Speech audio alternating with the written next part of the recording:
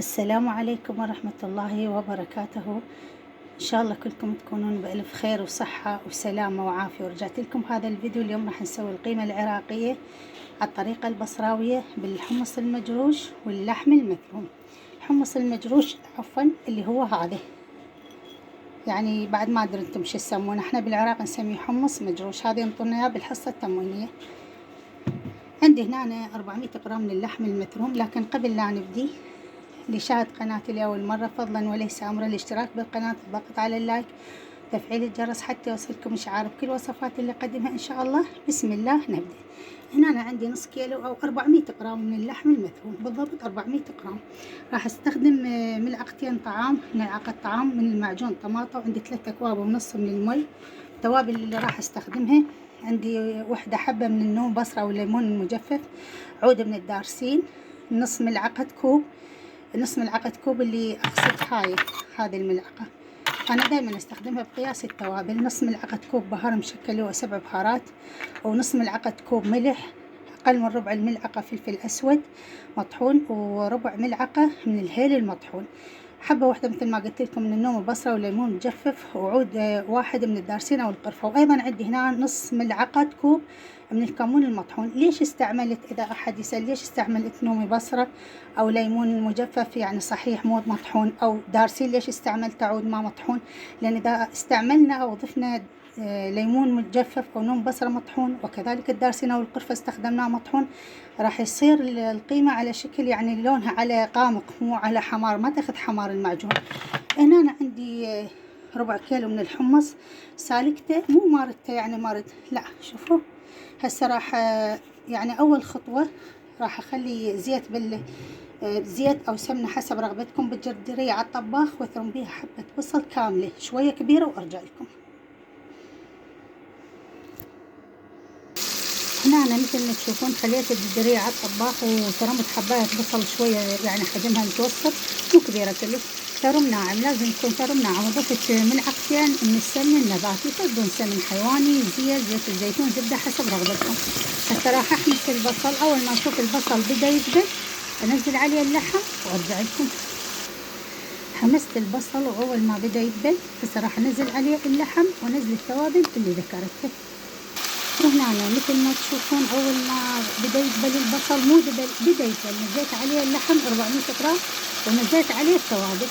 هاي المقادير اللي ذكرتها كلها راح أكتب لكم إن شاء الله بصندوق الوصف. هسه راح أبدي أحمص اللحم، بس شنو راح أخلي النار على الوسط، يعني بالبداية كانت النار عالية، هسه راح أخليها على الوسط وأبدي أحمص باللحم ويا التوابل لحد ما يتغير لون اللحم وينزل السوائل كلها البي وينشف وأرجع لكم. خليت اللحم يعني ويا التوابل وشوية جانسته، وكل شوية أرجع أقلب، لأن هسه بهاي الخطوة راح راح أهرس الحمص، لازم أهرسه جيدا. وبهاي الأثناء من أنا أهرس طبعا ألاحظ الجدرية مالتي كل شوية أقلب اللحم وأجانس ويا المواد. وهسه هنا أنا من بعد ما انحمس اللحم وتغير لونه ونزل السوائل البي ونشف، راح أضيف له ملعقتين ونص من معجون الطماطم وأحمسلنا وياه وأرجع لكم. وهنا أنا مثل ما تشوفون ضفت ملعقتين ونص من معجون الطماطم وحمستها وياه. كمية المعجون حسب رغبتكم. إذا وصلت وياي لهاي المرحلة من الفيديو فضلا وليس أمرا، الناس اللايك خلينا اللايك، كل ما نشترك خلي اشترك وفعل جرس التنبيهات حتى يوصلكم إشعار بكل الوصفات اللي أقدمها. هسه مدة حمس المعجون يعني ما تزيد على دقيقة. صراحة نزل 3 أكواب ونص من المي. كمية المي طبعا حسب رغبتكم. وهنا أنا ضفت المي 3 أكواب من المي، مثل ما قلت لكم كمية المي حسب رغبتكم. أحركنا يعني تحريكة بسيطة. بعدها أنزل الحمص اللي هرسته بالمهراسة اليدوية. إذا أحد يسأل يقول هل يصير نخلي الحمص بالخلاطة اللي نسوي بها الطماطة؟ لا، إذا خليته بالخلاطة راح يصير شلون المادة سائلة، وما ما تحصلون على هاي يعني الضخن اللي يصير بالقيمة أو السر اللي يصير بالقيمة، فترسونها بالهراسة اليدوية. هسه راح أضيف الحمص وأرجع لكم. وهنا أنا مثل ما تشوفون ضفت الحمص المهروس. شوفوا لازم ينهرس بالإيد، يعني المهراسة اليدوية. إذا هرستوه بالخلاط صدقون راح يصير شلون مادة سائلة، ما تستفادون من عنده، يصير يعني شلون الشوربة، ما راح تحصلون على القيمة اللي هي تكون بيها شلون الثخن وشلون المادة اللي يعني احنا نقول بالعراق علوشية. عندي ملاحظة صغيرة لكم، هاي المادة من هرست الحمص نزلت هاي المادة، هاي ما تذبونها أيضا تضيفونها على المرقة. هسه راح أضيف هاي المادة أو السائل هذا النزل وخلطة وياه، وأتركه على نار عالية، أرجع النار عالية كل شوية كل دقيقتين أحركنه لحد ما تكون القيمة ثخينة وأحصل على القوام المطلوب. وهنا أنا مثل ما تشوفون ضفت هاي المادة أو السائل اللي نزل أثناء هرس الحمص، ضفته للجدرية وحركته، وراح أتركه على نار عالية يعني مدة دقيقتين ثلاثة، هن كل دقيقتين ثلاثة أرجع أحركه بهالطريقة. هسه راح أتركه مدة 3 دقائق وأرجع لكم. وهاي من بعد 3 دقائق رجعت راح أيضا أحركه بهالطريقة. شوفوا بدأت يعني تحركونه شوية على مود شنو خاف اللحم يلتع أو يلتصق بأسفل الجدر أو الجدرية، يعني تحريكة بسيطة. هسه بدأت تطخن عند القيمة، وديروا بالكم من توصل لهالقوام ترى يطفر هاي الفقاعات.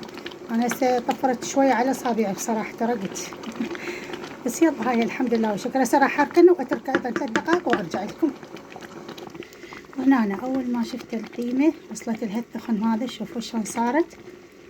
شوفوا عبالك مسوينها بلحم يعني مو لحم متروم، اللحم العادي. شوفوا هسه طفيت النار، راح أخليها بصحن التقديم، خليكم وياي.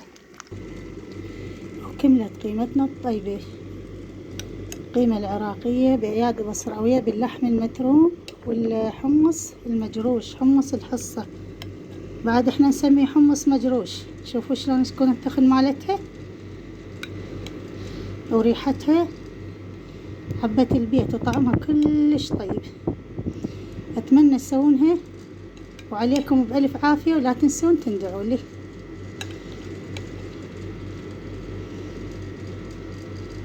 ما تفرق عن اللحم العادي اللي يعني تكون القطع مالته كبار تماما. شوفوا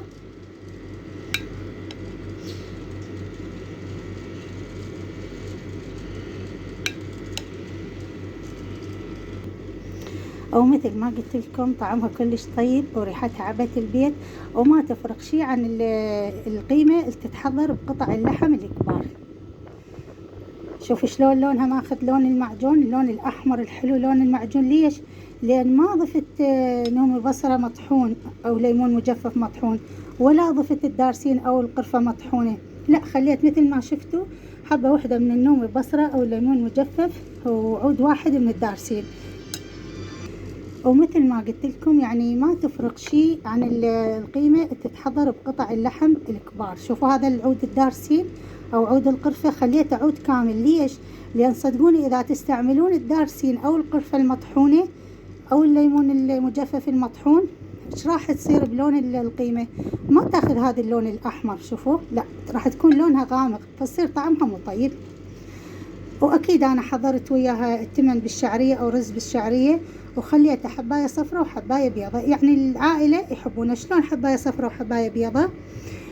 عندي كوب من التمن او الرز نقعته مدة ربع ساعة 15 دقيقة، بعدها طبخته بالطريقة الاعتيادية، حمست شوية بصل على زيت ونزلت التمن، خليت له كمية من المي لحد ما نشف. اول ما شفته نشف نصيت النار او قللت النار وخليت المهداية، وخلطت تقريبا يعني ايش اقول لكم اقل من ربع ملعقة شاي، يعني ذرة قليلة كلش من صبغ اللوزينة او تردون صبغة الزعفران مع ملعقة من المي. خلطتها وضفتها عليه رشيتها وتركته يتهدر لمدة 15 دقيقة، بعدها رجعت على التمن او الرز قلبته. فهاي الطريقة تحصلون على التمن او رز تكون حباية صفراء وحباية بيضة. وهاي قيمتنا الطيبة اللي ريحتها عبت البيت العلوشية. شوفوها ما تفرق عن القيمة اللي تتحضر باللحم القطع الكبيرة. شوفوا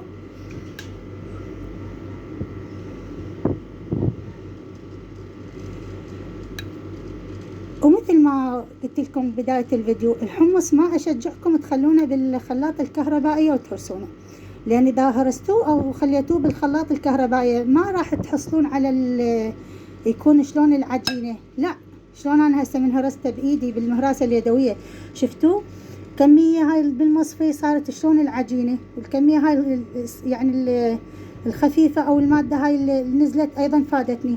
إذا خليتوه بالخلاط مال الطماطم راح تحصلون على هذا الشيء، راح تكون كلها مخلوطة شلون المادة السائلة، فما راح تكون عندكم القيمة بهالثخن هذه، لا راح تكون عندكم خفيفة. فأشجعكم هرسوها بإيدكم بالمهراسة اليدوية، وهي المهراسة موجودة يعني بكل البيوت، ما أعتقد أكو بيت ما موجودة بها المهراسة اليدوية. طبعا ريحتها وطعمها ما أوصف لكم، إن شاء الله تسوونها وتاكلونها أنتم وأحبابكم بألف صحة وعافية. طبعا هي المعتاد تتخلى على التمن، فهذا الشيء حسب رغبتكم. ومثل ما قلت لكم قبل شوية، هو المتعارف عليه يعني تتخلى على التمن أو على الرز عفوا بهالشكل هذا الشيء التقديم حسب رغبتكم. ومثل ما شفتوا تخنها قيمة علوشية، نفس طريقة القيمة أو نفس تخن وقوام القيمة اللي تتحضر باللحم القطع الكبار، يكون ما بيه عظم. شوفوا شلون علوشية، وريحتها حبة البيت، وطعمها كلش طيب. إن شاء الله تسوونها وتاكلونها أنتم وأحبابكم، وعليكم وعلينا بألف صحة وعافية.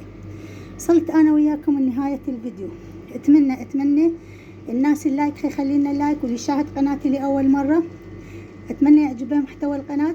لا تنسون اللايك والاشتراك وتفعيل الجرس، وتركونا تعليقاتكم الحلوة. أشوفكم وأترككم بأمان الله وحفظه، وأشوفكم على خير، مع ألف سلامة.